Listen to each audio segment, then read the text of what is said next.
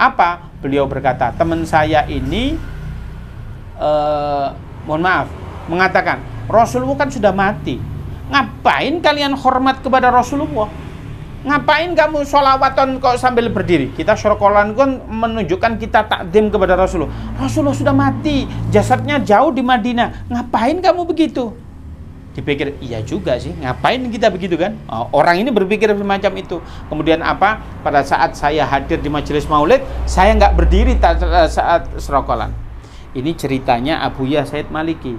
Kalau saya sih percaya, silakan kalau yang lain nggak percaya. Bagaimana ceritanya beliau pada saat itu? Setelah beliau dikatakan itu, pada saat syrokolan seolah-olah Nabi datang. Semua orang disalamin kecuali saya dicuekin oleh baginda Nabi Muhammad SAW. Saya menangis sejadi-jadinya karena saya merasa nggak dianggap sama Rasulullah. Lalu apa yang terjadi? Beliau ternyata nggak bisa berdiri. Selesai majelis maulid, ternyata nggak bisa berdiri. Dia nggak bisa berdiri. Dia nggak bisa berdiri, lumpuh. Beliau datang ke beberapa dokter, ke rumah sakit, nggak bisa berdiri. Kemudian sampai 2 tahun setengah, beliau tatkala malam hari setelah qiyamul lail, beliau bermunajat, ya Allah, aku tahu ini adalah hukumanku atas aku tidak ada akhlak kepada baginda Nabi Muhammad SAW. Oleh karena itu aku wajar, aku tidak berakhlak. Ini hukuman yang sangat-sangat wajar bagi saya. Tapi ya Allah, kembalikan kekuatan kakiku, aku akan mencintai Rasulullah. Bahkan maulid nanti kalau aku hadir di majelis maulid, aku akan berdiri walaupun sebelum syrokolan tadi.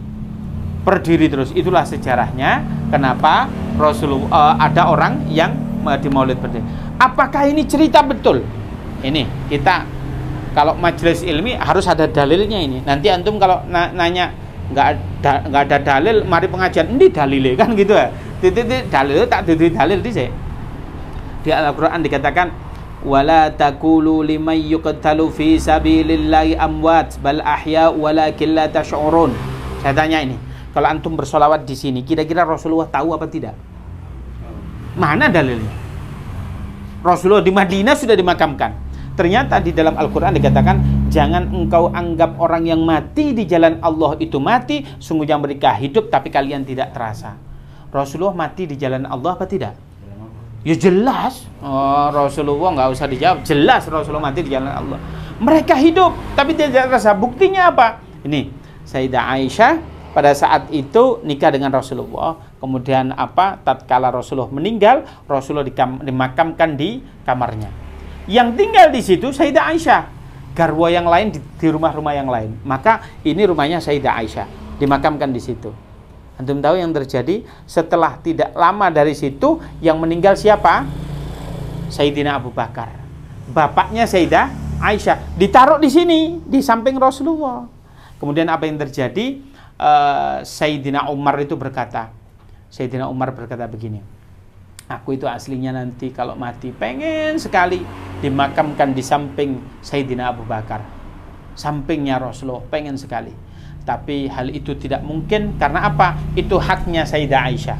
Ya betul toh? Ternyata apa? Beliau itu tidak lama habis ngomong begitu meninggal. Pas meninggal disampaikan ke Sayyidah Aisyah. Sayyidah Aisyah berkata apa? Ya sudah, tidak apa-apa. Kalau memang Sayyidina Umar itu pengen di situ karena ini CS banget sama abah saya, sama suami saya, sama abah saya juga CS, nggak apa-apa di situ. Antum tahu tatkala Nabi Muhammad tinggal di situ, beliau nggak pakai niqab di dalam rumah. Karena istri-istri Rasulullah itu wajib pakai niqab. Tatkala Sayyidina Abu Bakar dimakamkan di situ nggak pakai niqab abahnya. Tapi antum tahu tatkala Sayyidina Umar dimakamkan di situ, beliau pakai niqab. Taklah cerita nih. Ini kan orang sudah meninggal, kenapa pakai niqab? Ini bukan mahramnya. Tapi apa? Mereka hidup tapi tidak terasa. Bahwasanya mereka itu Rasulullah itu hidup tapi kita tidak merasa. Kalau para muhibbin yang mengetahui bahwasanya Rasulullah hidup itu yang merasa saja.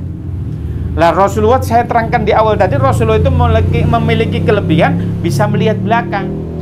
Suatu ketika Rasulullah itu dikabarkan ada sahabat meninggal, tapi beberapa hari sebelumnya Rasulullah sudah sholat gaib. Loh, zaman dulu nggak ada handphone, Kok sekarang ternyata apa? Rasulullah ini tahu kalau di sana dalam keadaan ada yang meninggal. Berarti apa? Rasulullah sekarang hidup tapi kita tidak merasa. Kalau kita sholawat, saya tanya, kira-kira Rasulullah tahu apa tidak? Oleh karena itu jangan sampai setiap hari Anda melalui hari ini tanpa menambah cinta kita kepada baginda Nabi Muhammad SAW. Ayo kita cintai. Fadilahnya gede. Nanti di mahsyar itu nggak ada itu. Pak Tris ngapunten, ketemu bapaknya dicuekin. Bila perlu Pak Tris ini bisa ngaudit bapaknya dituntut kok sama Pak Tris ini. Loh iya. Pak Dodi sayang banget ke putrinya cuek sama Pak Dodi. Bahkan putrinya kalau ada Pak Dodi ada salah dituntut. Yang bisa ngasih syafaat satu siapa dia?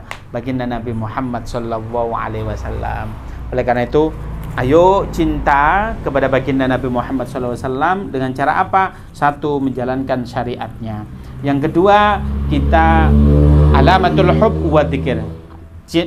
Ciri-ciri cinta orang cinta itu yaitu orang yang berzikir. Oleh karena itu antum zikir melalui apa? Shalawat kepada baginda Nabi Muhammad Sallallahu Alaihi Wasallam dan memuliakan anak dzurriyyahnya Rasulullah Sallallahu Alaihi Wasallam. Tapi itu barangkali dari saya. Kita buka sesi tanya jawab. Jika ada yang nanya, monggo. Oke, silakan. Makasih Ustaz. Assalamualaikum warahmatullahi wabarakatuh. Waalaikumsalam. Rabbi syrah sadri wa yassir li amri wa hlul 'uqdatam min lisani yafqahu qawli. Saya ingin menanyakan ini Ustaz. Tadi sempat disinggung ketika Rasulullah di Padang Mahsyar ya, Padang Mahsyar. Ada yang ini terkait dengan ketika kehadiran Nabi Isa untuk apa ya istilahnya, apa menghakimi atau memberikan kesaksian atau seperti apa, itu di saat yang sama ketika di Padang Mahsyar itu atau di saat yang kapan ya Ustaz? Ya. Ya, untuk saya hanya menanyakan timingnya itu apakah bersamaan dengan itu, sesudahnya atau sebelumnya itu ya. Matur. Oke. Pada dasarnya Nabi Isa alaihissalam akan turun ke bumi pada saat mendekati hari kiamat. Alamatus sa'ah, ciri-ciri kiamat itu adalah ada 10. Yang pertama turunnya Dajjal, yang kedua Imam Mahdi, turunnya Dajjal, kemudian turunnya Nabi Isa. Nabi Isa ini turunnya yaitu di daerah Damaskus, ada Masjid Putih. Tatkala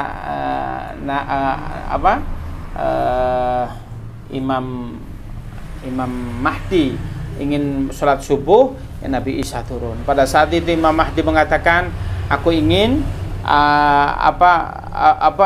sholat subuh, silakan engkau yang menjadi imam. Kata Nabi Isa, enggak. Yang sekarang menjadi khalifah adalah engkau, aku adalah umatmu sekarang. Kemudian apa? Nabi Isa ini kan belum mati, masih diangkat di langitnya Allah. Manusia itu haknya mati. Nanti itu setelah turun, kemudian apa? Pada saat itu Nabi Isa bersaksi bahwasanya tidak ada Tuhan selain Allah. Maka kebanyakan pada saat itu kalau umat Islam nggak percaya kepada Nabi Imam Ahmad, maka yang mengikuti Dajjal, maka dia tidak bisa iman kembali. Tetapi orang-orang Nasrani pada saat itu iman kembali, maka dia akan diterima taubatnya. Kalau dia iman pada saat ada Nabi Isa alaihissalam. Jadi Nabi Isa itu nanti di akhir di hari kiamat datangnya memberi persaksian. Okay.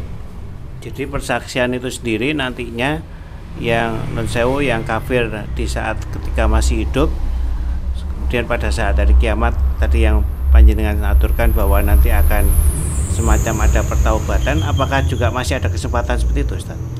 Di beberapa riwayat mengatakan apabila orang Nasrani itu beriman atas datangnya Nabi Isa, maka dia dikatakan diterima taubatnya. Bukan hanya sebatas bahwa memberikan persaksian bahwa selama ini sebetulnya kamu salah itu gitu. Enggak hanya sebatas itu. Bahwa persaksiannya bagaimana, teksnya jelasnya, yang pasti Nabi Isa menyaksikan seluruh umat Nasrani faham bahwa sebagian besar orang berbondong-bondong masuk Islam, ya akan diterima taubatnya.